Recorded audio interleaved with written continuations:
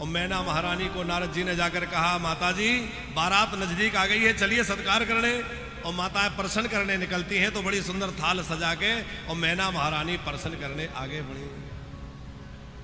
अट्टालिका पर चढ़ करके बारात का दर्शन कर रही हैं और गंधर्वराज वसु अपने गंधर्वगणों की सभा के साथ बड़े सुंदर वाहनों पर विराजे हुए चले आ रहे हैं। उनकी बड़ी भारी शोभा हो रही है। उस शोभा को देख करके माता मैना को लगा कि यही दुल्हा है, कितना प्यारा है, कितना दिव्य समाज है और कैसा सुंदर स्वरूप है। नारद जी से कहा, यही दुल्हा है? नारद जी बोले, नहीं नहीं माता जी, ये दुल्हा नहीं है। तो बोले, ये तो उनके यहाँ काम काज करने वाले छोटे मोटे नौकर हैं। अब सोचा कि ऐसे नौकर हैं कि जिनका इतना बड़ा वैभव है तो मालिक कैसे होंगे? बोले, वो तो माता जी दर्शन हो ही जाएगा।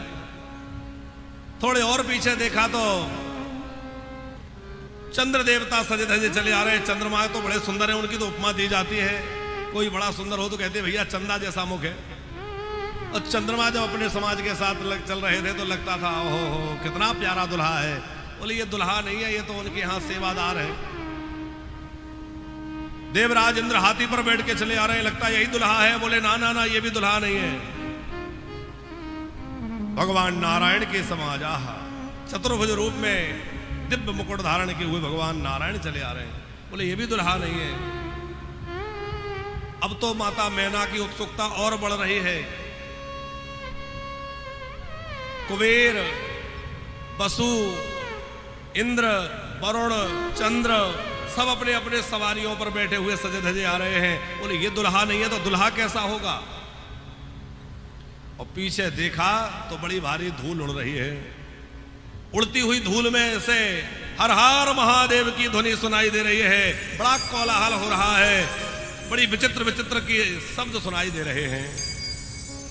क्योंकि मोदी जी जो भूत प्रेत है, किसी ने तो श्वान का रूप धारण कर रखा है, कुत्ते का, कोई स्यार, कोई श्रकाल, कोई गधे का रूप, कोई घोड़े का रूप बना रखा है। अब इतने सारे प्राणी अपनी अपनी भाषा में बोलेंगे, अपने अपने शब्द बोलेंगे तो कैसे शब्द होगा? स्यार, कुत्ते, गधे जैसा शब्द निकलेगा कि नहीं?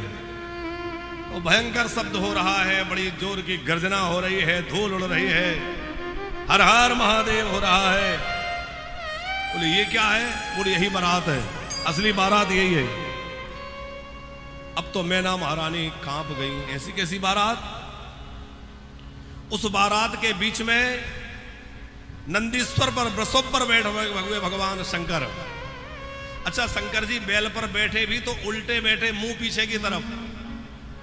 तो गणों ने कहा, बाबा बहुत दूर जाना है, उल्टे क्यों बैठ रहे हैं? बोले, बाबा बोले, अच्छा ये बताओ मैं आगे मुंह करूं या पीछे करूं, इससे क्या फर्क पड़ता है? चलना तो नंदी को है, मुझे थोड़ी चलना है। अरे बाबा, चलना तो नंदी को है, पर आप ये बताओ आप पीछे मुंह क्यों कर रहे हैं? बोले, इसलिए कर रहा हूं कि विवाह का मतलब है व्यक्तिगत रूप से संसार से जुड़ना। अब यदि मैं आगे मुंह करूंगा तो मैं दुल्हा हूं, मुझे आगे आगे चलाया जाएगा, पीछे बाराती होंगे और उन बारातियों में भगवान नारायण भी होंगे। बोले, हाँ वो तो रहेंगे। बोले, भगवान नारायण बारात के साथ पीछे रहेंगे, मैं आगे मुंह करके बैठूंगा तो मेरी पीठ भगवान की ओर हो जाएगी। और वैष्णव वो है जो कभी भी भगवान की ओर पीठ ना दिखाए, भगवान की ओर पीठ ना करे, वो वैष्णव है। तो मैं भले ही संसार से जुड़ने जा रहा हूं, पर मेरी दृष्टि संसार की ओर नहीं रहेगी, बल्कि मेरी दृष्टि भगवान की ओर रहेगी। और ध्यान रखना, जिसकी दृष्टि भगवान की ओर बनी रहती है वो संसार में बसता तो है पर फंसता नहीं है, वो संसार से बच जाता है। अपनी दृष्टि भगवान की ओर बनाए रखें। इसलिए तो भगवान कहते हैं, सन्मुख होए जीव मोय जवहीं और जन्म कोटि अगनासय तवहीं। अच्छा, आपको बात समझ में तो आ रही है? आवाज स्पष्ट आवाज आ रही है? पीछे तक आवाज साफ आ रही है? हाँ, कुछ ज्यादा गूंज रही है, नहीं गूंज रही, थोड़ी शार्प कर दें। और श्री राम जय राम, जय जय राम, राम जय राम, जय राम। श्री राम जय राम जय जय राम। श्री राम जय राम जय जय राम। श्री राम जय राम जय जय राम। श्री राम जय राम जय जय राम। श्री राम जय राम जय जय राम। श्री राम जय राम जय जय राम। श्री राम जय राम जय जय राम। श्री राम जय राम जय जय राम। अच्छा, कल हम लोग सुन रहे थे कि गणों ने शंकर जी का श्रृंगार किया तो कमर में बाघांबर लपेट दी, बाघांबर पहन के आए। और यहां हम सुन रहे हैं कि भगवान शंकर का जब माता मैना ने दर्शन किया तो वो नग्न रूप में दिखाई दिए। नग्न कैसे हो गए? एक महात्मा जी बड़ी अच्छी बात कह रहे थे। बोले बात यह है कि बाघांबर बड़ी मोटी जैसे कंबल होती है, मोटी है, अब कमर में बांधे कैसे? तो एक सर्प को लिया और कमर में लपेट के और उसी से बंद बांध दिया। उस नाग से कहा हल्ला मत, हिलना, हटना मत यहां से। बोले ठीक है। अब उस सर्प के द्वारा बाघांबर को बांधा गया था माता जी, और बारात में सब नाच रहे थे तो उसको लगा कि थोड़ा सा मैं भी नाच लूं, और कमर में बाघांबर से जो नाग बंधा हुआ था, जो सर्प बंधा हुआ था, वो भी थोड़ा सा नाचने के लिए उतर गया।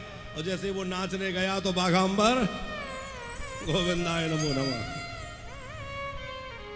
भगवान महादेव तो लीला कर रहे हैं। ऐसा विकट रूप भगवान शंकर ने बना लिया कि जिसको देख करके सारे नगरवासी भयभीत हो गए, छोटे छोटे बालक डर गए, सब व्याकुल हो गए। इस पागल के लिए पार्वती ने इतनी कठिन तपस्या करी। अरे किसी अच्छे वर के लिए तपस्या करी होती तो बात समझ में आती, इस पागल के लिए तपस्या करी।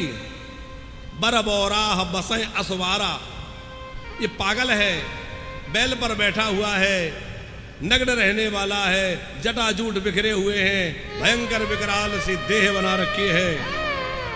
विकट वेश रुद्र ही जब देखा, आवेलन और भाया पायो विशेष।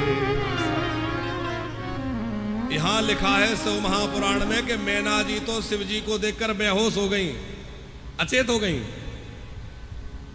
फिर थोड़ी देर बाद जब चेत आया तो नारद जी को बड़ी खरी खोटी सुनाई। तुम तो खुद बाबा जी हो और दूसरों को भी बाबा जी बनाने में लगे हो। अरे तुमने मेरी अच्छी भली बेटी को ये पागल भर के लिए तपस्या करने के लिए कह दिया। इस पागल के लिए मेरी बेटी ने इतनी कठिन तपस्या करी, अब इसका क्या होगा? उस समय सप्तऋषि आए, नारद जी आए, और नारद जी ने कहा माता जी आप पहचान नहीं रही है कि आपकी बेटी कौन है। आपकी पुत्री बनकर के जो आई है वो जगन माता भगवती जगदम्बा है, वो साक्षात भवानी है। ये तो आपका सौभाग्य है कि भगवती जगदम्बा पराम्बा आपकी पुत्री बनी है, ये आपका सद्भाग्य है। और यह विकट वेश धारण करने वाले कोई और नहीं है, सब पर कृपा करुणा करने वाले कल्याणकारी भगवान महादेव हैं। इनको तुम अपने दामाद के रूप में पाकर के धन्य हो जाओगी, तुम्हारा जीवन सफल हो जाएगा। ये भोलेनाथ है। पर महाराज हिमाचल ने भी मैना महारानी को शिव जी के विषय में समझाया। देवी तुम समझ नहीं रही हो, ये शिव है। देवताओं ने भगवान शंकर से प्रार्थना करी, बाबा ऐसे तो ब्याह होना बहुत कठिन है, आप थोड़ा सा अपना रूप सुधार लीजिए। तो भोले बाबा ने एकदम इतना सुंदर रूप धारण कर लिया कि भगवान शंकर परम सुंदर स्वरूप धारण कर लिए। तद दृष्ट्वा सुंदरम शंभुम स्वरूपम मनमथाधिकम अतिहृष्टो मुने त्वं हि लावण्य परमायनम। देवताओं में सबसे सुंदर कहे जाते हैं कामदेव। कामदेव की सुंदर छटा बड़ी प्यारी है, पर कामदेव के भी करोड़ों कामदेवों की शोभा को लज्जित करने वाले भगवान शंकर ने रूप धारण कर लिया। हमारे भोलेनाथ बड़े सुंदर हैं। और भोले बाबा का स्वरूप कैसा है? एकदम गोरे हैं। कितने गोरे हैं शंकर जी बताया आपको? जैसे कपूर होता है ना, कपूर के समान गौर वर्ण भगवान शंकर हैं। इसलिए हम लोग आरती गाते हैं तो आरती के बाद कहते हैं ना, कर्पूर गौरम करुणावतारम। कैसा स्वरूप है? बोले कपूर के समान गौर वर्ण भगवान शंकर हैं। और उनके कंठ में जो विष उन्होंने रोक रखा है उससे नीलकंठ हो गया है। तो गौर वर्ण महादेव के कंठ जो नीला नीला है, बड़ी अपूर्व शोभा होती है। गौर वर्ण के शंकर जी के देह पर जब भस्म लग जाती है तो और सुंदर चमकने लगते हैं। बड़ा सुंदर चंद्रमा दमदमा रहा है, गंगा जी की धारा बह रही है। अपूर्व शोभा से, सौंदर्य से संपन्न भगवान महादेव। सबने उनकी शोभा का दर्शन करके आनंद मनाया। और फिर जो है बड़े आनंद के साथ में परछन करने के लिए गई हैं मैना महारानी। परछन हुआ और फिर विवाह की विधि है। पहले भोजन हुआ। अब विचार करो, भूत प्रेतों की बारात को भोजन कैसे कराया होगा? अब भूत प्रेतों की बारात जब पंगत के लिए भोजन करने बैठी तो मोदी जी क्या हुआ, एक संत हंसा रहे थे, भोले बाबा का ब्याह है। बोले जब बारात भोजन करने भूत प्रेतों की बैठी तो जो परोसने वाला पत्तल डाल रहा था, पहले तो पत्तल परोसी जा रही थी, फिर कुछ व्यंजन परोसे जाएंगे। तो वो पत्तल परोस के आगे बढ़ा तो वहां एक ऐसा भूत बैठा था जिसके हाथ तो आगे है, मुंह पीछे है। तो सोच रहा था कि इसको पत्तल इधर डालूं कि उधर डालूं। तब तक कोई पास में खड़ा था, उसने कहा क्या हुआ, रुक क्यों गए? बोले समझ में नहीं आ रहा पत्तल कहां डाले। अरे बोले तुम सामने डालो, जैसे खाना होगा खाएंगे। आगे बढ़ गया। अब फिर समस्या फिर खड़ा हो गया। बोले अब क्या हुआ? सामने ऐसा भूत बैठा था जिसके बहुत सारे मुंह थे, अनेक मुंह वाला। तो बोले यहां एक पत्तल डालो कि 4 से 10 पत्तल डालो, इसके तो इतने मुंह हैं। अरे उन्होंने कहा एक एक डालो, जितना जिसको खाना होगा खाएंगे। फिर आगे बढ़े, फिर रुक गया। बोले अब क्या हुआ? वहां ऐसा भूत बैठा था जिसको मुंह ही नहीं था। तो बोले इसको मुंह ही नहीं है तो इसको पत्तल डालूं कि ना डालूं, क्योंकि पत्तल डाल भी दूं तो ये खाएगा कैसे? और भूत के अंदर से आवाज आई, इससे तुम्हें क्या मतलब? और वो पत्तल फेंक के भागा। बड़ी मुसीबत। और जैसे तैसे पत्तल परोसी गई और भूत प्रेत बेचारे पहली बार तो बारात में गए। उन्हें लगा कि यही कोई खाने की चीज है तो पत्तल ही पा गए। उन्होंने कहा भाई भूतों को भोजन कराना बड़ा कठिन है। तो बड़ा दिव्य शिव जी का समाज है और उसके बड़े सुंदर विवाह की विधि। खूब आनंद हुआ वहां। अर्घ मांगते चंद्रमा, भेंट मांगती गंग, और भावत दूध भुजंग को, और भोला के प्रिय भंग।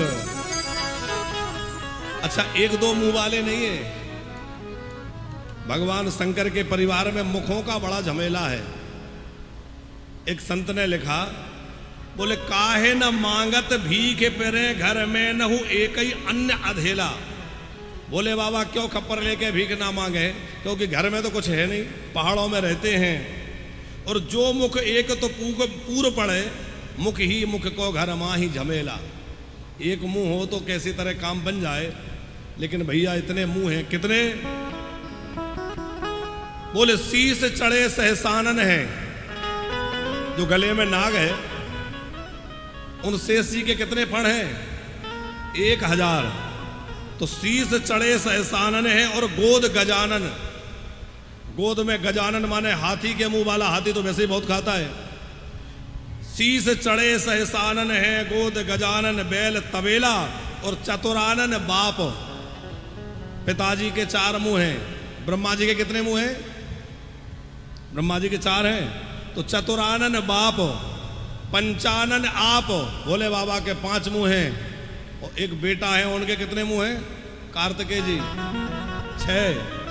चतुरानन बाप, पंचानन आप, षढ़ानन पूत, और एक चेला मिला तो वो 10 मुंह वाला। बोले दशानन चेला। रावण के कितने मुंह हैं? तो चतुरानन बाप, पंचानन आप, षढ़ानन पूत, दशानन चेला। वो तो अच्छा हुआ जो अन्नपूर्णा माता घर में आ गई। तो अन्नपूर्णा माता के घर में आने से इनके भंडार कभी खाली नहीं होते। बड़ा दिव्य विवाह का वर्णन है। सुंदर वेदी बनाई गई, विवाह का मंडप सजा, उसमें सब देवता विराजमान हो गए। हम लोग तो देवताओं को आवाहन करके बिठाते हैं, वहां तो सारे देवता प्रत्यक्ष रूप में विराजमान है। और सब देवताओं से पहले किसकी पूजन हुई? भोले बाबा के विवाह में सबसे पहले किन की पूजा हुई? गणेश जी की। अब आप कहेंगे कि भोले बाबा का विवाह अभी हो ही रहा हो, गणेश जी कहां से आ गए? भैया देवता जो हैं वो अनादि हैं। ऐसा नहीं है कि भोले बाबा का विवाह हुआ पर पार्वती जी के द्वारा गणेश जी प्रकट हुए ना।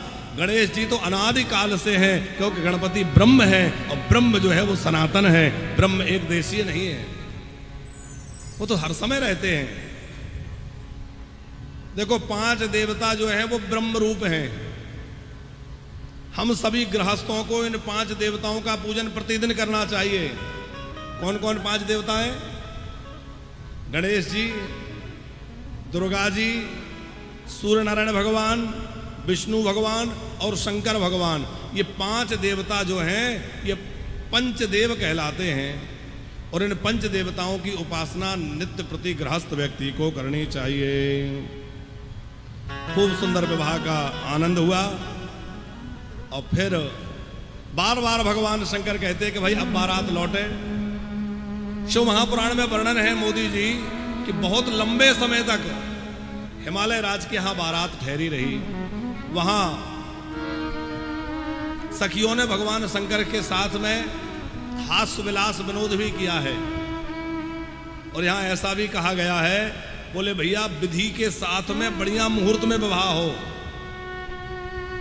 क्योंकि सती जी के साथ जो विवाह हुआ था उसमें बढ़िया मुहूर्त शोधन नहीं हो पाया, जिस कारण से सती से वियोग हो गया। इस पुराण में चर्चा है। हम लोगों को भी इस बात का बड़ा ध्यान रखना चाहिए कि जब हमारे घर में बेटी का ब्याह, बेटे का ब्याह हो तो भले ही सब काम इधर उधर हो जाए, पर विवाह का जो समय आचार्यों ने शोध करके बतलाया है, भावर उसी मुहूर्त में होना चाहिए। शुद्ध मुहूर्त में ही विवाह संस्कार होना चाहिए। ऐसा नहीं कि 12 बजे की भावर थी और नाचने गाने खाने पीने फोटो सोटो में 3 बज गए, फिर मुहूर्त कहां होगा? जब विवाह का कार्य हो तो विधिवत मुहूर्त में होना चाहिए। मुहूर्त के साथ विवाह कार्य संपन्न होना चाहिए। खूब जो है गायत्री, सावित्री आदि आदि, अरुणधति आदि ने आकर के लोकाचार संपन्न कराया है। विवाह में 3 प्रकार की विधि चलती है माता जी। एक लोक रीति, एक कुल रीति और एक शास्त्र की रीति। लोक रीति माने हमारे क्षेत्र में जो लोकाचार होता हो, एक कुल रीति जो हमारे कुल खानदान में होता आया है, और एक वेद रीति जो शास्त्रों में कहा गया है। तो 3 प्रकार से विवाह विधि होती है। तीनों प्रकार की विवाह विधि वहां संपन्न हुई। और उसके बाद बार बार अब कहा जा रहा है कि भाई बारात लौट जाए, बारात चले। तो बारात विदा होने का समय आया। और जैसे ही बारात के विदाई का समय आया, हिमालय राज ने जैसे ही उसकी स्वीकृति दी तो सहनाइयों से करुणा का स्वर फूट पड़ा। सारे नगर में करुणा छा गई। अब तो हमारी पार्वती चली जाएंगी, अब तो बारात विदा हो जाएगी। सब कोई उदास होने लग गए। माता पार्वती ने अपनी बेटी को गोद में बिठाया और पार्वती को बड़ी सुंदर शिक्षा दी। और जैसे पार्वती को उनकी माता ने शिक्षा दी, वैसी शिक्षा हर माँ यदि अपनी बेटी को देने लगे तो बेटी के घर में कभी कलह नहीं होगा, उसका घर आनंद के साथ चलेगा। माता मैना ने कहा, बेटी अब तू जा रही है, अब वही घर तेरा घर होगा। जो सुख दुख तुझे प्राप्त हो उसको हर्ष सहित स्वीकार करना, पर कभी अपने पति का अपमान मत करना। कभी ऐसा कोई काम मत करना जिससे तेरे परिवार को, तेरे पिता को नीचा देखना पड़े। कि करहूं सदा शंकर पद पूजा, नारी धर्मपति देव करहूं सदा शंकर पाद पूजा नारी धर्म बेटी, स्त्री का सबसे बड़ा धर्म है पति की सेवा करना, अपने व्यवहार के द्वारा अपने पति को प्रसन्न करना। शिव महापुराण में वर्णन है कि फिर मैना महारानी ने एक बड़ी सती नारी ब्राह्मणी को बुलाया और कहा कि बेटी को सुंदर शिक्षा दो। पवित्र आचरण वाली सती साध्वी एक ब्राह्मणी सती जी को समझाने आई और पूरा एक अध्याय सती जी को, पार्वती जी को उन्होंने जो स्त्रियों के धर्म बतलाए हैं उसका है कि एक नारी के लिए किस प्रकार पातिव्रत का आचरण करना चाहिए। बड़ी सुंदर शिक्षा दी है। वहां लिखा है कि पत्नी को पति ही ईश्वर है ऐसा मानना चाहिए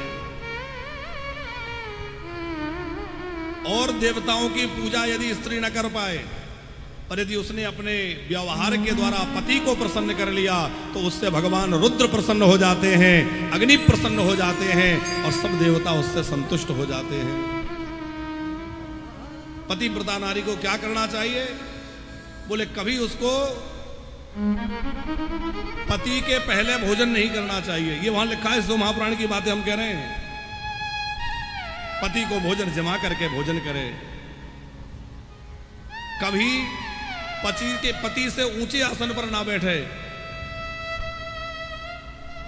रात्रि में पति के सोने के बाद विश्राम करे और पति के जागने के पहले जाग जाए।